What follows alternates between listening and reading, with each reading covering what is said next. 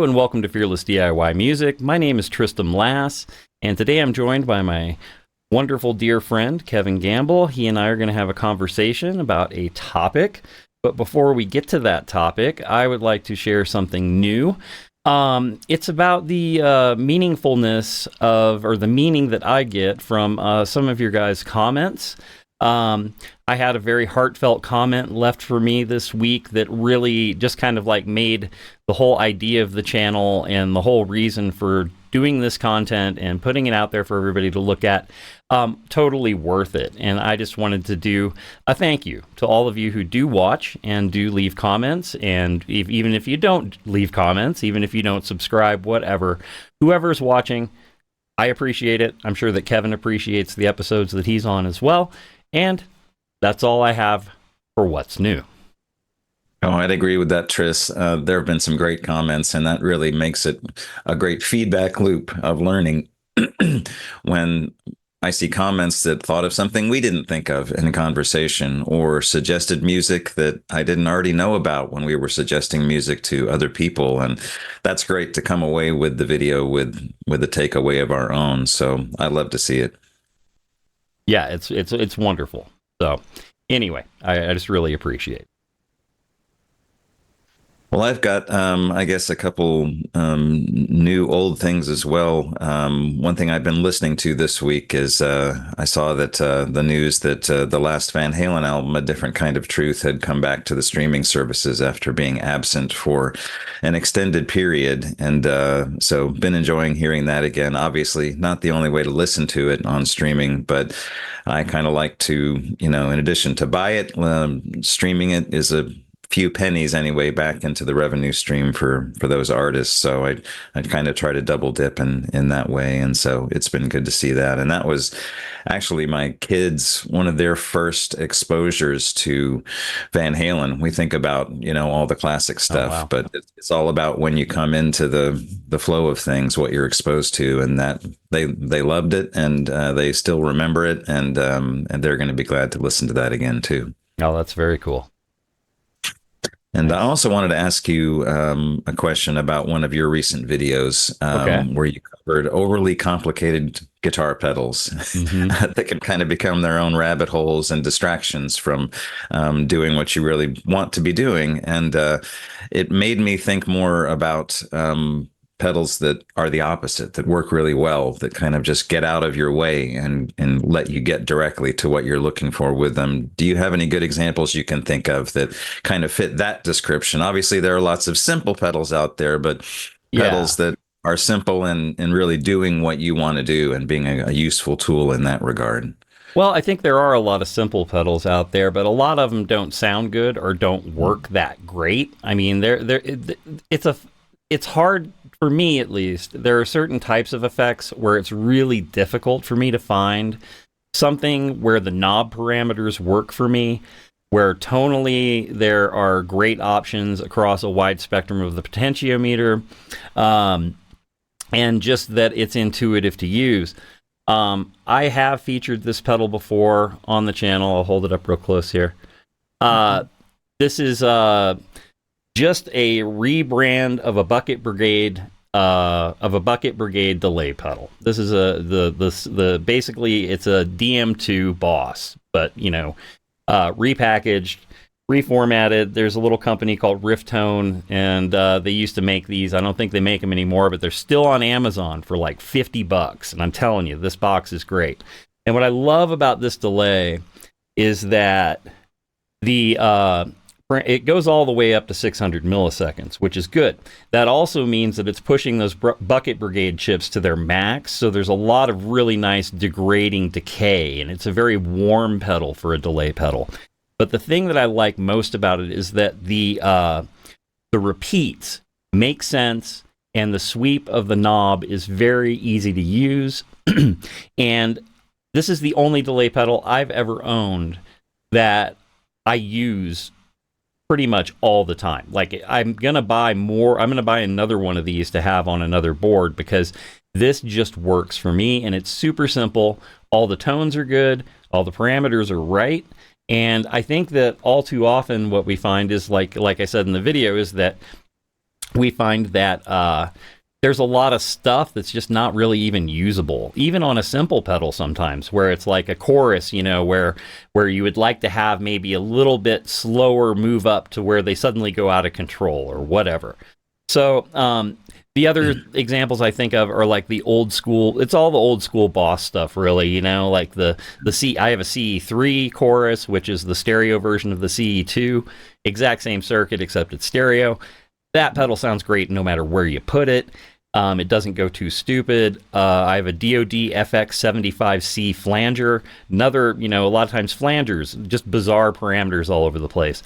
I like pedals that everything in it, I can max a knob one way or the other and I can still use it. Yeah, those are great examples. A lot of those old pedals really had that, where it just had to be immediately useful. You couldn't afford to go down into, the rabbit hole of features. And I've got an old Ibanez chorus that's pretty much the equivalent of the Boss, the CS9, and it's the same way. It's like it just sounds good, no matter how you've got it set, and the range never goes outside of the range of usefulness. And it brings to mind something I once read Robert Fripp make a distinction on, is the difference between complex and complicated. And there's a complexity to the nuance of simple controls that work really well. It's like there's all the variables are adjusted in just such a way that they work, but it creates simplicity. Whereas some of these other pedals, and especially some of these modern interfaces, they're complicated. They create complication rather than easily connecting you to things. And so it's always a choice between not wanting any limitations, but also wanting something that's elegant and gets the job done. And sort of along those lines, one example I want to mention is we've been talking recently about recording and authenticity and developing your own sounds and things like that. And a tool that has kind of helped me do that is because I don't have a great setup here where in my house for recording live amps or playing live amps on a regular basis. I wanted something that would allow me to get some solid, effective, realistic sounds without doing all the work for me and without becoming complicated. And so my solution for that is a pedal called the Iridium. This has been out for several years. It's not a brand new thing, but it doesn't get talked about as much in the wave of modeling pedals and all-in-one pedals that are available right now as the modeling systems shrink and become more portable. But the thing I really love about this pedal is that it does what we were just talking about. It doesn't complicate things. If you look at the pedal, there's no display, there's no menu, there's nothing visually digital about it.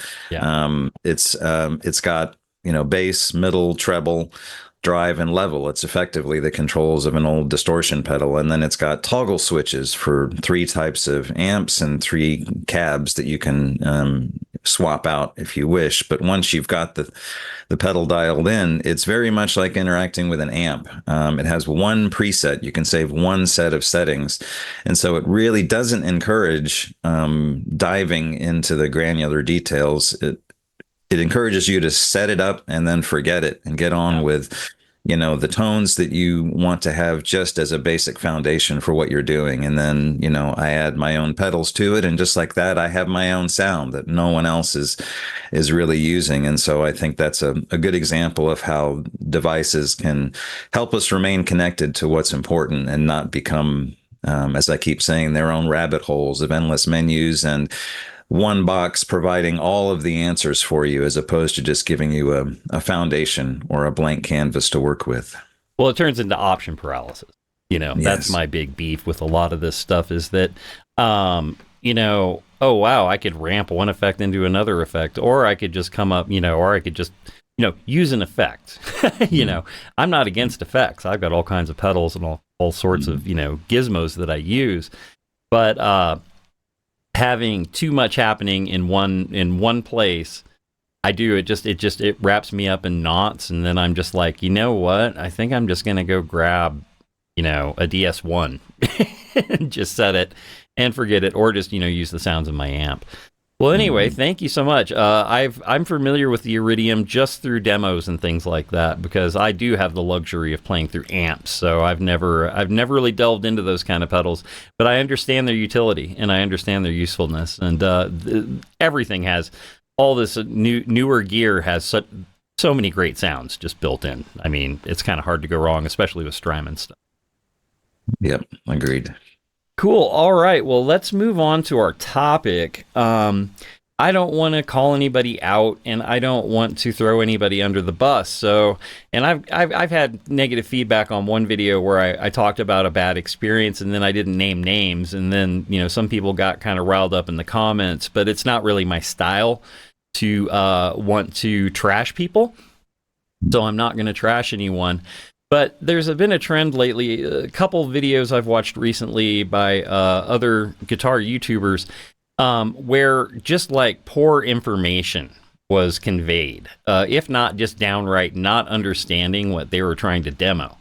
Now, I am not a demo channel. I don't plan on being exclusively ever a demo channel. I will, I obviously will play things in front of you and tell you my opinions about them. But I'm not all about, like getting a lot of YouTubers get a product, they're being paid to show it off. And you would expect in those scenarios where the channel is based upon that, where they're supposed to convey information, they are being paid by the manufacturer, they are being paid by the viewers who are viewing, the videos, via ad revenue and all this stuff. I expect that basic information would be forthcoming. There are some people who are sloppy sometimes and just go, oh, well, I'm not going to delve into the menus, or I didn't read the manual, but let's look at everything that I can do right now in real time in this unboxing video. I get that. That's a stylistic choice. Maybe it's not the best for information, but there are some people who just have that personality channel where people just want to see them rip open a box and start tearing in. The thing that I have more of an issue with is just when it's just downright like not telling you what the switch is actually doing when I know that they're saying that the switch positions are off, or not comprehending how a tone stack works, and then kind of going, well, this tone stack is rubbing me the wrong way, so I don't like it. But it's more like, no, you didn't take the time to understand it. Or to, I feel like a lot of people, and this is my question to you, Kevin. I feel like there are a lot of very popular channels who are dealing with very new gear and hot things that people want to see. So, I mean, these are videos that get 100,000 views or plus, of both wanting to see the gear and to see their favorite, demo person. And I feel like a lot of these people seem to be in a rush, or they just didn't take the time to really understand the product. And a lot of these things are not things that I've personally had in my hands, but I damn well know how they work, So I'd just like to hear your take on that. Yeah, that's a really good observation. And I think in some ways it's kind of baked into the current state of YouTube, as you talked about. There's a lot of emphasis on this kind of dynamic, getting the new product out to influencers, so to speak, and having them have that video out right away. You either hit that window or you don't. It's a rat race, and nobody involved in any of those videos has spent very much time with the product, and so you're getting a lot of incomplete information. If it's accurate, even, and a lot of times it may not be accurate because they may be missing the implications of every feature they're talking about, and so it really does feel like it's a bit of a rat race, and that kind of gets into the question of, obviously, everyone who has a YouTube channel who's wanting to develop it has a responsibility to develop it in the best way they see fit and look after their own interests. But I think there's also a responsibility to the viewer, because when you pull up a video list on a search for a topic and there are 20 different videos to choose from, you're confronted with a time cost, and that can be a very significant time cost. And so there is a responsibility, I think, to putting out content that is accurate and usefully informative, and doesn't really load the viewer with that additional cost of trying to muddle their way through the information. So it's a tricky balance. It has to be a tricky balance for every creator, but I think if you start the foundation of what you're presenting in that place, which you do and a lot of people that we follow on YouTube do, then that simplifies the equation. But if you're going to be that rat race kind of YouTube creator, then that's a challenge to maintain that standard. Yeah, I have a few points that I want to bring up. The rat race is very accurate. I think everybody's got fatigue at this point of, oh, okay, so this pedal's just been released by Electro Harmonics, and now you're going to see 8 of your favorite YouTubers doing a video on it within 24 hours, and that's just that's an obvious problem. I think that another issue is that by not taking the time, they are doing, I think a lot of these people too are not meaning to do a disservice, but it is a disservice. Like you said, it's a time suck. You watch a video. When I'm watching a video and I have to think about what I'm watching and I go, I don't think that's right. And I pause it and I Google it and then I go, oh, it's not right.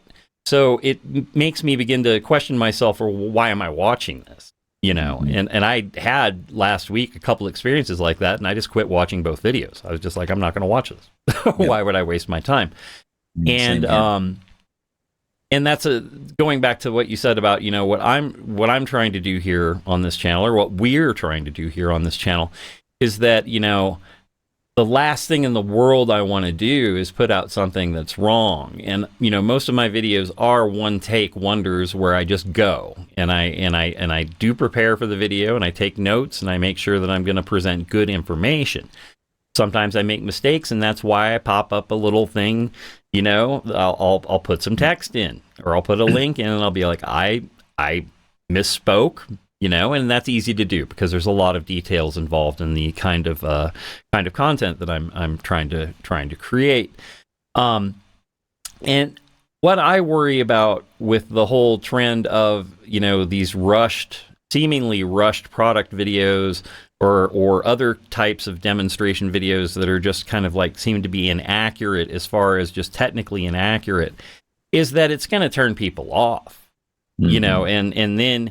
I think that the DIY music space, where people are looking to buy equipment, be creative, and produce things, is already, kind of it's a smallish raft to begin with. And if we're trying to bring people into the community and encourage them to try things and to do things on their own, giving them bad information is the worst goddamn thing we can do. It's just, because then they try something out, the viewer at home, and they go, well, that person was full of shit, And so that's kind of the feeling that I got. And it was very disappointing because the two things that I'm referencing are people that are relatively high profile and people that I respect. And it doesn't mean that I will quit watching them or that I've lost all respect for them. But honestly, I do feel like there's kind of a scramble happening. And I've heard a few YouTubers talking about how viewership is going down. It's like the COVID boost has disappeared, so people are fighting for scraps because these are people, unlike us, who are making their living or relying upon that ad revenue and that revenue from doing product demos. I mean, product demo channels exist because the people get paid from the companies, and that's how it works. And that's not what we do here. So any thoughts about that? I mean, that was a ridiculously long response, but no, that really gets to the heart of it. It's a problem, and it's one of those things where there's not an immediate fix for it. And when you get into that loop of product demos and being the first in line and being an official reviewer, it criticism kind of goes out the window, and an objective evaluation of things kind of goes out the window. And then you're advertising at that point, you're selling, but you're presenting it as information, objective information. And I think that's just a dangerous loop for folks to get into. And I think that can create some of that alienation from the viewers, so to speak, where, it's a constant barrage of being sold this new widget as the solution to your problems, rather than looking at the concepts behind these things and the concepts of the creative process and the purpose of why you're doing these things, which are more enduring conversations. And I kind of thought about it as we were talking. It's like a content creator is almost like a retail store in a sense. When it gets into these things, they're offering you 40 different wrenches on the wall. Hmm. And your job is not to go in and use all those wrenches, or buy all those wrenches and figure out, from the 40 of them, what works for you. It puts the responsibility on the viewer, I think, to be a filter for that as well, and not try to keep up with that level of consumption, and not try to, they're surfing that wave to feed a huge, number of people, hopefully, potentially. But for the individual viewer, we have to be more selective. We have to go through the process that you're talking about and look at, and really, who can we trust? Who's not just trying to sell us the next thing, and focus on picking that one or two wrenches that really does what we need, and not trying to keep up with the fire hose of information that that rat race produces. And I think the key that you hit upon right there that was really important is that being critical thinking. Basically going, okay, if I explain how much I love a particular, let's go to the boss pedal, the CE3, the chorus pedal. I really love this pedal, but here's the basics of what a chorus does, and just conveying some good information, and then people can figure out, oh, okay, maybe if they don't know anything about chorus or have never heard one being used in all the different ways that perhaps I would theoretically show that thing. I'm interested in showing things that are ideas rather than a particular product, because then you can find the product that fits your idea. And I don't think there's enough stuff out there that's feeding the critical thinking or the conceptual end. And that's kind of what we're doing here. It's not like I'm saying, oh, you're gonna build the exact same workbench that I have. I'm gonna show you I just show how I do it, and that as an inspiration point, or the absolute necessities you would need for something. What do you expect from a chorus pedal? What do you need to have a good workbench, and those kind of things. And I think that so much of it is just it's obviously profit driven. I mean, profit always ruins things. And there's one channel in particular that popped into mind while you were talking that I really love and love less now. Reached a certain level of success and everything changed. It was very interesting. Hit a magical number that you hit on YouTube to get, the plaque and all these things. And that channel really has changed characters ever since. And I feel like he's, whoops, I shouldn't say he, but anyway, I feel like they are shilling product now, almost exclusively. Every single video is just like, I love this, I love it, and it's just kind of like, well, can you really love everything? Yeah. I guess you can if you're getting a check, but so anyway, I don't want to get into that part of it. But what I do, I feel like we've covered it pretty well, just about information. That's what I want to bring to the table, is learning how to think about these things, how to conceptualize them, and then that will guide you as to what you might actually. Yeah, do you have any? And it ties back to the core theme of your channel. It's like there's the DIY aspect of things. It's not just a novelty. It's not just a brand. It's a learning process. It's a way of growing and developing. And every aspect of that process that you convert from, I'm using this preset on this device, or I'm just buying the widget that I was sold last week on YouTube, and you transform that into, okay, I have this need I need to meet. I have this gap in my understanding or in the signal chain or the end result, and I need to figure out what it is.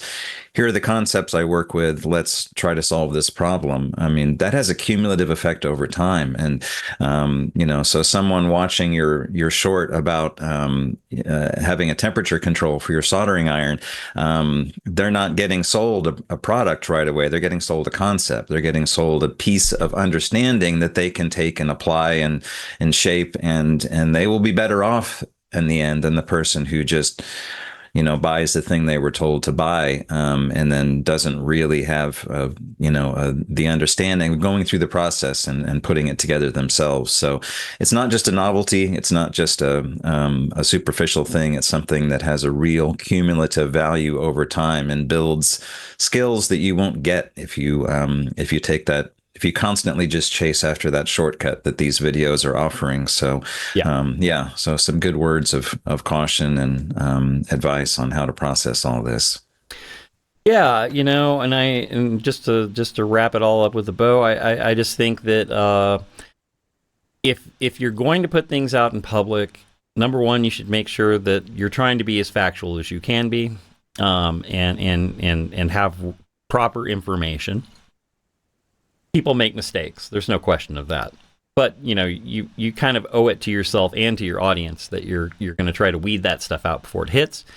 And that, there aren't magic fixes, but building that cumulative knowledge and, coming up with concepts and critical thinking skills when it comes to, building your creative universe is, I think that's really the foundation. And that's what we're trying to do here. All right. Well, thank you so much for watching. And if you've made it this far into the video, I would hope you would subscribe. Really would appreciate it. Likes and shares also are appreciated. And the comment section. We love the comment section. Please weigh in. What do you think? Have you had any experiences recently where you've been watching a YouTuber and gone, wow, I think that's wrong? What did you do? Did you leave a comment? You can comment here, and we will see you next time with more content. All right. Take care.